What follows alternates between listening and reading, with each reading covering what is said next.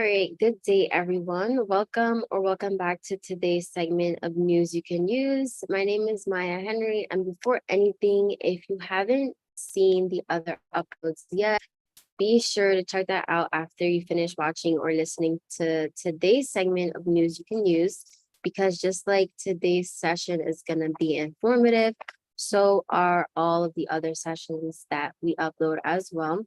And there's different information on every upload that may resonate with you or somebody that you know or care about. So today is Tuesday, July 18th, and I'm back again, and I'm prepared to share some of the latest updates, insights, relevant news, topics, and practical tips. That way you guys can stay ahead of the game if you use this information to your advantage and apply it right away. So without further ado, let's jump straight into this informative session. Okay, the first thing that I want to go over with you guys is how car shoppers feel the heat from scorching financing costs in the second quarter. So analysts say elevated interest rates continue to drive up costs, leading to yet another record share of consumers taking on $1,000 or more monthly payments.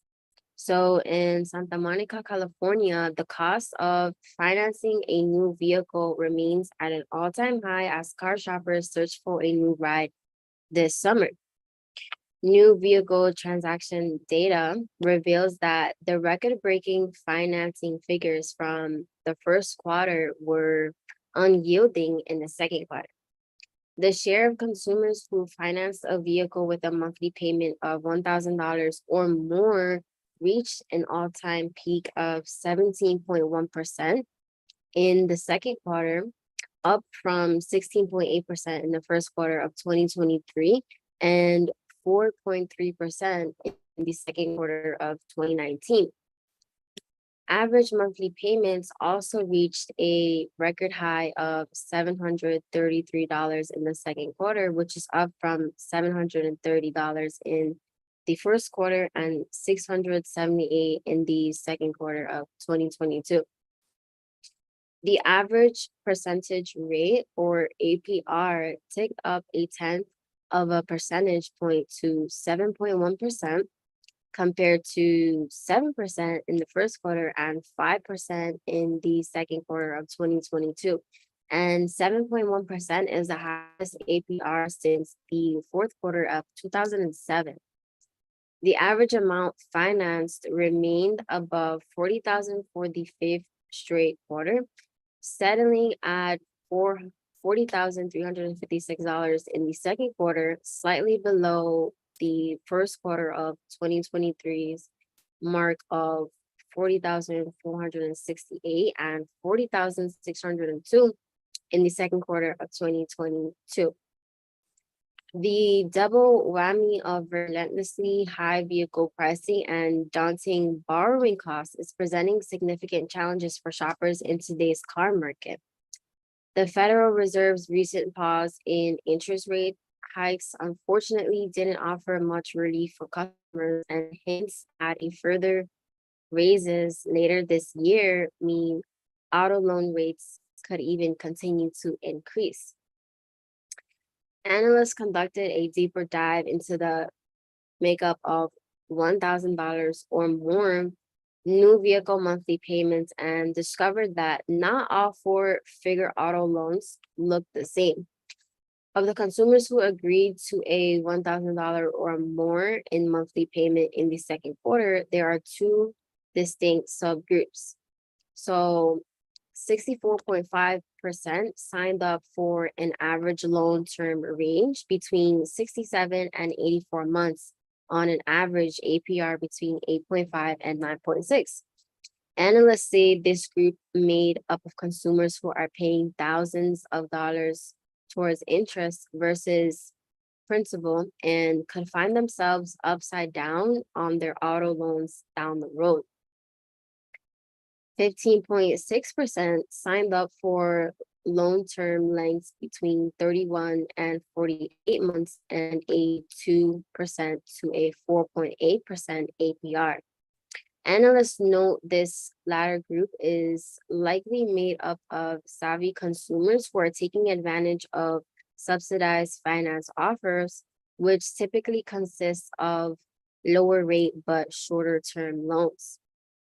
On a typical $40,000 loan, consumers with a 2.9% APR over 36 months can expect to save $8,500 in finance charges compared to those with a 7.9 APR over 72 months.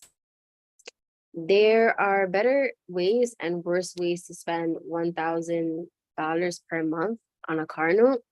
Consumers who are paying large amounts of finance charges could be in jeopardy of falling into a negative equity trap.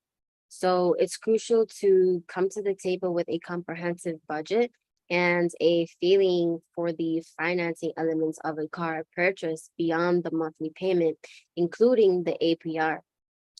For those with plans to replace their vehicle over the next few months, you may have to reset any expectations of the summer discounts of old.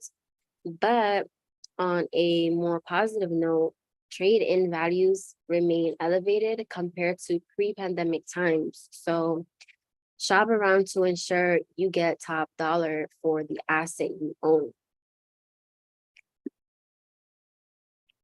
And another thing that I would love to share with you guys is how long should a job search take? So getting into this, so if you're in the midst of a job search and you haven't yet received that much anticipated offer, you may be asking yourself, okay, when am I going to find a job? How long should it take me to find a new job? So quick story before I continue. So before joining this company, I was literally job searching for months, you guys, months. So I was applying to jobs back to back to back, and literally no one was replying. And if I did get a reply, they'd say, sorry, you're not the right candidate for us right now. So when I saw this, I was like, I have to share with you guys because this is something that I know a lot of people can relate to.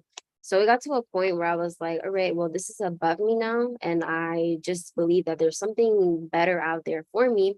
And could you believe that shortly after I came across this opportunity to start working in the company that I'm working with now, and I never had to look back and I never have to worry about looking for a job moving forward. And many people have struggled with this and they still struggle with finding their next job. So you're not alone in this. So many job seekers ask this question during their job search. So, like I was saying, how long should a job search take?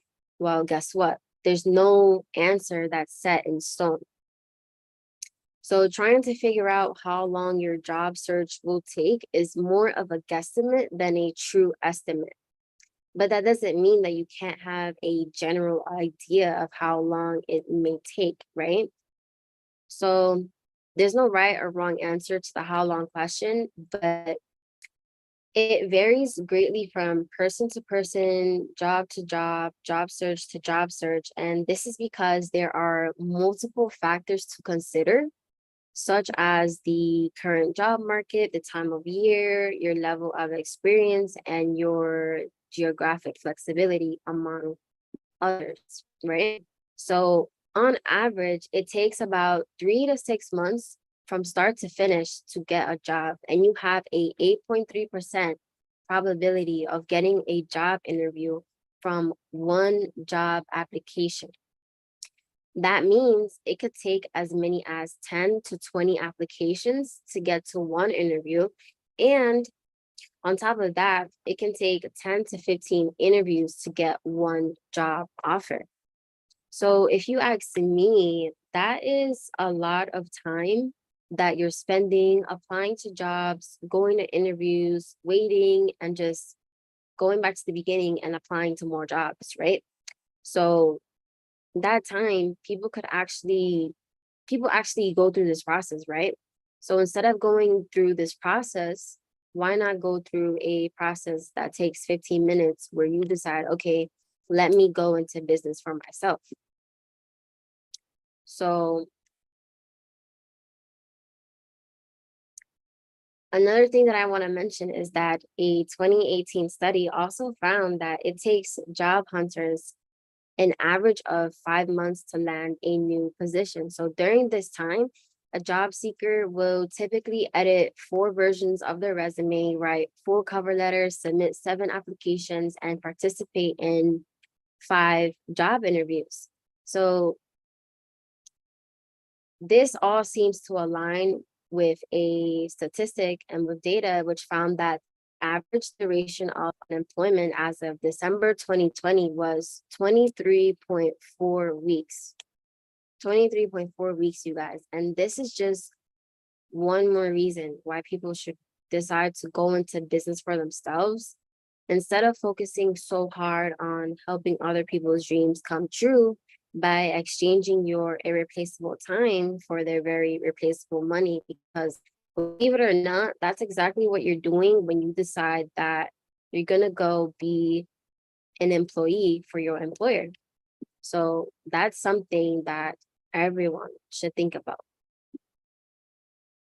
So the next topic that I want to get into with you guys is how many Gen Xers are facing retirement nightmare due to lack of savings. So many members of Generation X, they don't have much stored in savings, right?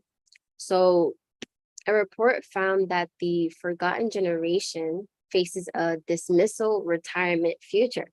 The typical Gen X household with those born between 1965 and 1980 has around $40,000 saved for retirement, while the bottom half of savers only have saved a few thousands. So now, if you know that $40,000 is not even close to being enough money for retirement. So these people have spent their years working, years after years after years straight working, just so they can have $40,000 or less saved up for retirement. Now, if you guys have been staying up to date with my previous uploads and my previous segments of news that you can use, you know that Americans have already gave their share of what amount of money it's going to take for them to retire comfortably or to feel financially secure. And 40,000 is absolutely nowhere near that number.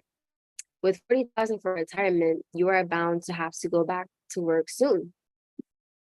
So Generation X grew up in the shadow of the post-war economic boom that so greatly benefited their generation predecessors, the baby boomers. So many in Generation X spent their formative years as the United States grappled with the oil crisis, stagflation, and a growing sense of disillusionment from the Watergate crisis.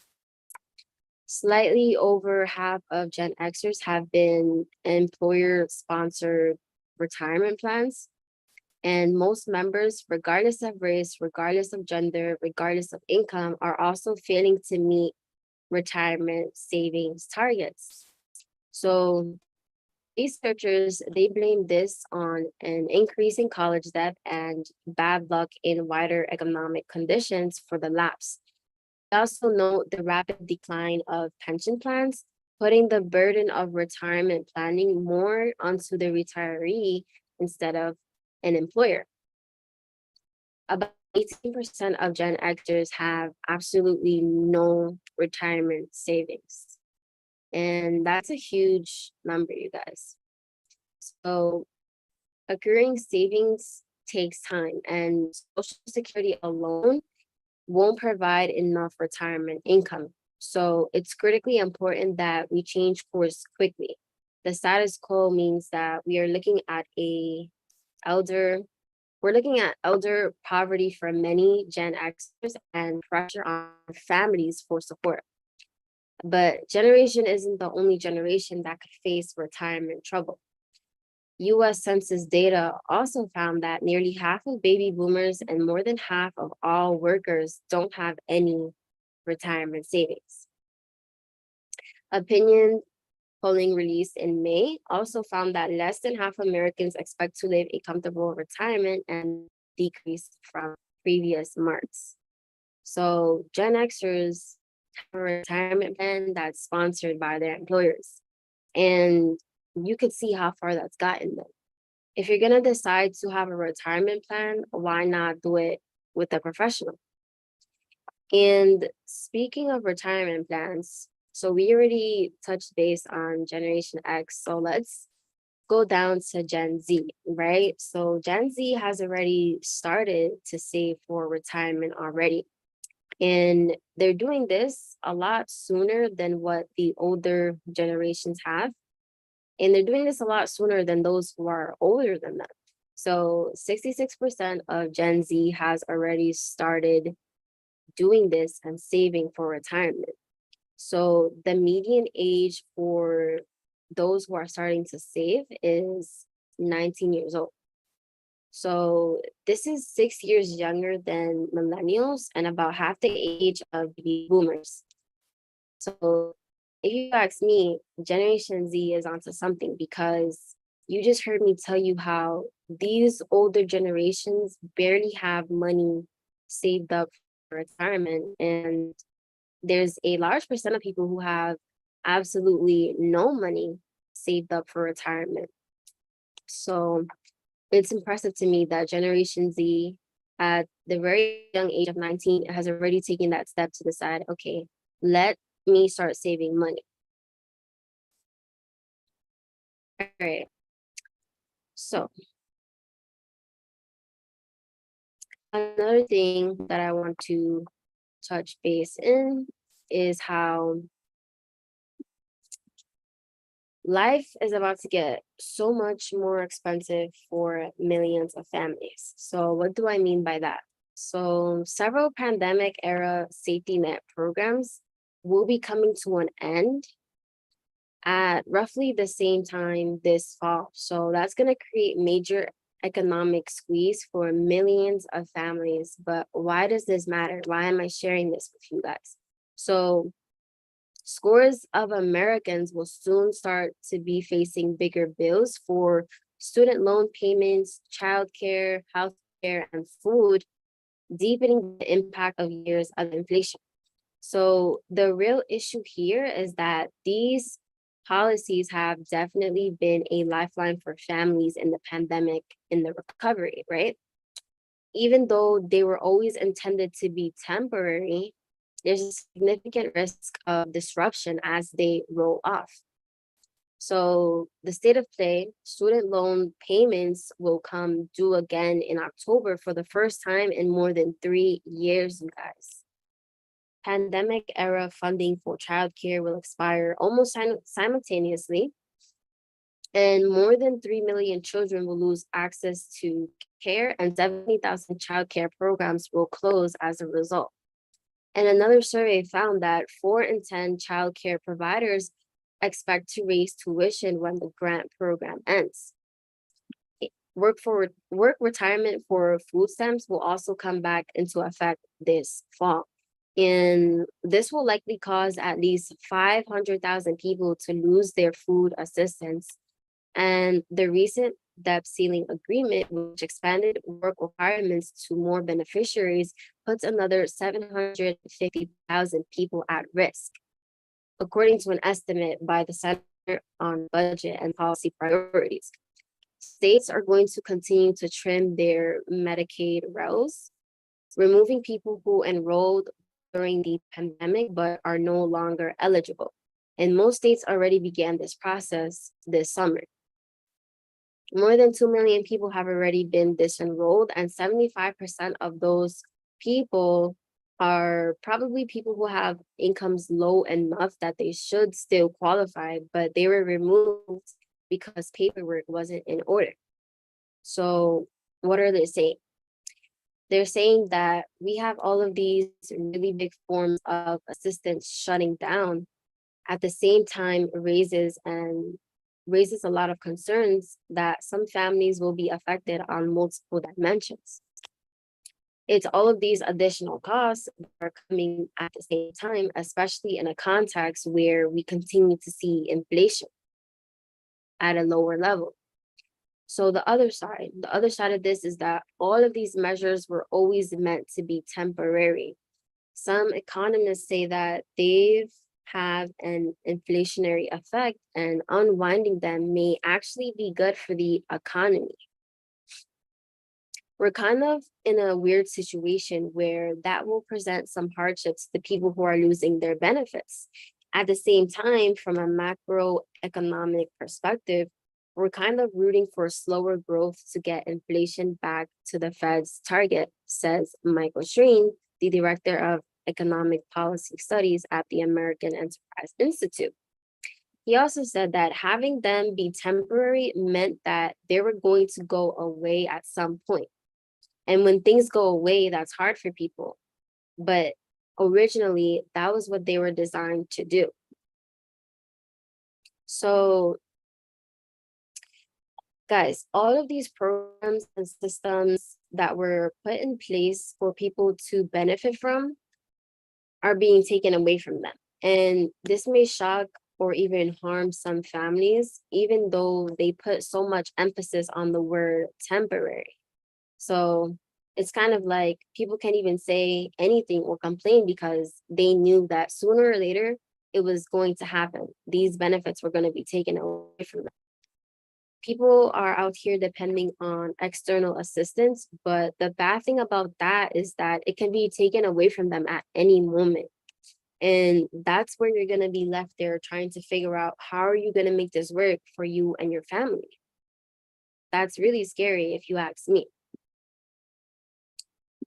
Another thing that I'm going to get into is the disconnect between cost of living and workers' paychecks.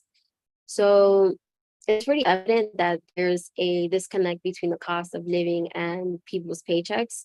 So inflation, we keep hearing this word inflation, and it's nothing new. So inflation has been increasing steadily since 2005, and it has reached a 40-year high in 2022. But just like inflation is increasing, wages are increasing as well. The only difference is that wages have only increased slightly. And at the same time, this means that wages are not keeping up with inflation whatsoever. The debate of how much workers should get paid in America has been an ongoing thing. So like I mentioned previously, this isn't anything new. So it took decades and a Great Depression, people protesting, people going on strike, so that Congress can pass a law in 1938 that established minimum wage. So in 2009, the minimum wage was raised to $7.25 an hour. And wage growth has not kept up with labor productivity. So the minimum wage in 2009 was raised to $7.25 an hour, you guys. That's crazy. So workers are being more efficient, but they're having less to show for it. Since 1980, workers have seen growth in income, but it has grown far more faster for the top 1%. So I'm just going to put an emphasis that wages are not meeting the cost of living. So instead of saying, let me go get another job, or maybe let me go get a second job, maybe make a decision, a conscious decision to decide to go into business for yourself. Because the people who are at the top 1%, and like I mentioned, people at the top 1%, their money is increasing way more faster than people who are out here working a job at minimum wage. So the people at the top 1% certainly aren't working a job, and they didn't get there by working a job. And that's not to say that you have to be at the 1% or have to strive to be there, but it's just something that people should take into consideration. In America, it sometimes seems like people lose sight of what hard work really is. So people think that working 40 hours a week is all that they should contribute. But when you look back at the years, especially the early 1900s, majority of Americans were working 60 hours, 70 hours, if not even 80 hours a week just to still be broke.